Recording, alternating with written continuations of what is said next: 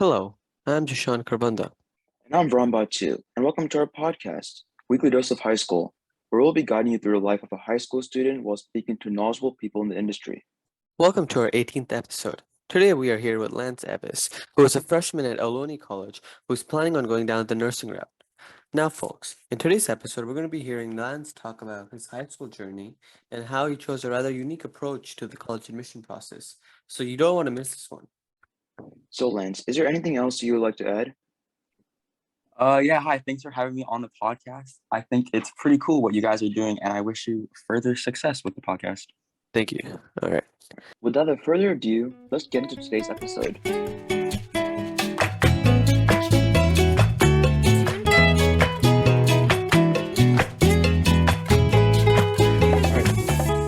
So, Lance, is there a reason why you didn't apply for any public/private colleges?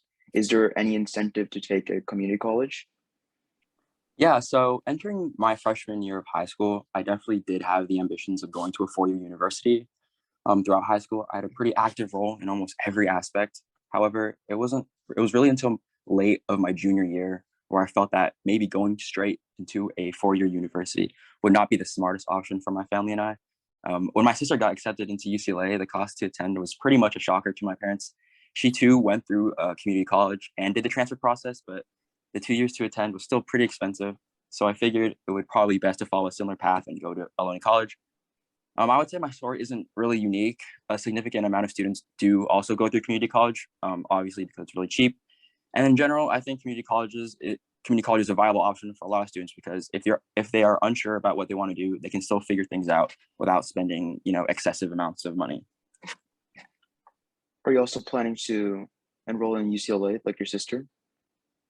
I will. The way nursing works is that it really depends on which nursing program you get accepted to. So I'm just gonna apply at a variety of schools, universities, obviously. So yeah, I will try to go to UCLA, but we will see.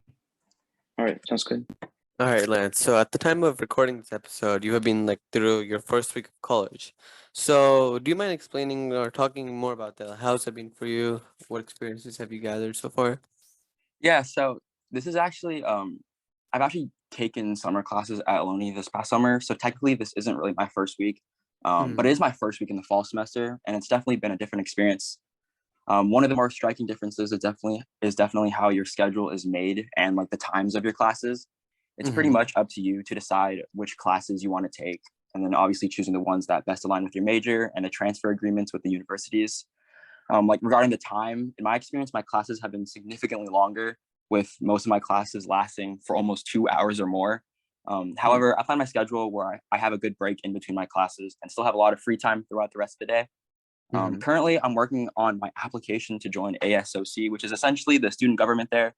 So I hope I can meet some pretty cool people along the way. But yeah, overall, the first week has been pretty good. So you mentioned you're taking 2 hour long classes. So in general, how many classes per day are you taking? Is the same eight number of classes that you're taking in high school, or is it much less? Oh yeah, it's significantly less. So the way it works is that you have a certain amount of credits, and different classes are equal different amount of credits. So I think you get 17 total credits. And so currently I'm enrolled in chemistry, and my art, English, and a human development class, which is around 14, 15 units.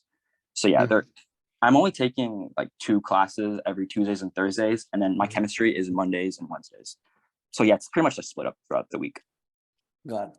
And is there anything you're doing in during the off time when you're not taking any classes? Yeah, pretty much just studying for now. Trying to boost my application and whatnot, researching, doing all of that. Got it. Cool. So, Lance, at which point during your high school life did you realize that you didn't want to apply to any colleges? Do you think people have the opportunity to get into a top 20 school if they do apply to community college? Yeah, so like I mentioned earlier, it wasn't really until my upperclassmen years where I really made the decision not to apply straight to a four-year. Regarding the second question, I'm definitely able to give a confident yes. I think my sister is living proof that it's very possible to go to a top school from community college. I think UCLA just barely scratched the top 20 nationally ranked schools in the country. So definitely props to her for being able to accomplish that. So yeah, it definitely is possible. So I have a follow-up question for that. Is your sister majoring in CS or engineering? Or is she also going down the med route just like you? She is doing political science, so like lawyer kind of Okay. the idea. Yeah. All right. Sounds good. Yeah, like to add on to that, like UCLA, I'm not sure like what's national ranking, but like in terms of public school ranking, it's #1. So yeah, it's pretty Yeah. All right, so like we're just talking about how your sister goes to UCLA. So like you must be obviously in contact with her often. So like regarding her opinion of UCLA, how has that influenced you about the UCLA and like the other UCs? Yeah. So upon talking to my sister about her experiences at UCLA, she always says how it's much better than high school. The social climate is significantly better. The people you meet are just generally cooler. The whole atmosphere of being in Los Angeles in general is something that people would kill to experience. Right. I wouldn't necessarily say that she has influenced me, as I've already known that I would be applying to universities after community college. However, I understand that it is still very difficult to get in. So from now until I apply, I have to boost my application as much as I can. Got it. And like as a follow-up to that, so like when you plan to apply as a transfer student to UCLA, do you think you'll receive this like a sort of legacy boost because like your sister goes to UCLA, or does UCLA not consider that? Yeah, so legacy is actually something that does not really exist within the realm of public universities. The concept of legacy is something that really only applies to the Ivy Leagues or like super prestigious colleges. I think there are a few public universities that do consider legacy, but in California, legacy is definitely not considered. There's actually an official statement on the UC website stating that they do not consider legacy in applications. Mm-hmm. And okay, while we're on the topic of like what they consider and what they don't, so like in the past years, you may have noticed like how the UCs have been admitting like more out-of-state and international students to like generate like revenue for their colleges, which makes sense because they're a business at the end of the day. But like, do Yeah. you think this places like California residents like you and I at a disadvantage? Um, I wouldn't really say that we would be at a disadvantage. I think it is what it is. They are taking they've already calculated the expense of paying 50,000 to get into a UC. But it really is just dependent on the type of students that apply and whatnot. I know that UCs are extremely hard to get into out of state and in state, so it's really just weighing your risks. And I wouldn't necessarily say that we are at a disadvantage. So obviously your sister was very fortunate into getting to UCLA. So, but do you think the majority of students in community colleges would have this opportunity of getting to a top 20 college like your sister? Yeah, like I mentioned previously, it's 100% possible to get into a top schools from community colleges. But regarding UCLA, it's actually easier to get in as a transfer applicant. Obviously, the percentage varies depending on your major, but in general, you have a 10 to 15% higher chance to get accepted into UCLA as a transfer student. I'm not sure if this concept applies to other top schools, but most of the top schools are Ivy Leagues or very prestigious schools, which aren't really of interest to me. But yeah, this is why I think community colleges are great, as it gives students who do not get accepted to their dream school a second chance, essentially. That's good. Okay, you mentioned like the second chance thing just now. So like, how about if like you applied like in the first round as like a high school senior, and then you got rejected, unfortunately, and now you're applying as a transfer? Do you think you'll be viewed like negatively, like, hey, the student already applied and we rejected them, so like let's just reject them? Or do you think they'll actually like thoughtfully consider you again? Are you saying like when you apply the second time, like if you Yeah, have to apply as as a a community college transfer. as a Yeah. transfer? They don't look at that. I don't think. I'm pretty sure they don't look at that. So it doesn't really matter if you get rejected or not in the quote unquote first round of applications. But it's the same format. The application as a transfer, so they just look at that application and they don't look at anything before it. Yeah, because like a lot of the Common App schools, if they have this question like, have you applied to this XYZ school before, and in which year? So okay, I'm assuming the UCs probably don't do that. All right. Yeah, I wouldn't So think so. yeah, deviating a little from like colleges. So like, what activities, clubs, extracurriculars, and societies were you part of in high school, and which ones did you end up sticking to throughout your time in high school? And why would that be? Yeah, so like I said in the first question, I definitely had a very active role in high school. Throughout my 4 years, I was elected to be class president every single year. It's an experience that I will never forget. I met so many of my close friends through ASB and have made memories that I will forever cherish. ASB has allowed me to grow as a better person and has taught me important lessons that I have already been using in my personal life. And yeah, it's definitely something that I do not take for granted. I was also vice president for the cultural club FSU, which is Filipino Student Union, my junior year. And then I eventually got elected to become club president my senior year. I also had other smaller positions in other various clubs like Key Club or Youth Medical Society, where we were able to interview like medical professions and have them do like a Zoom session where people can watch that. But yeah, joining clubs and being involved within your school is definitely something that every student should begin doing immediately. Got it. Cool. Thank you. So Lance, so how is campus life at Ohlone College? Like, is it secure? Is it safe for people to like walk around? Are there any like sororities or fraternities to represent Greek life there? And like, what kind of divisions are your sports teams?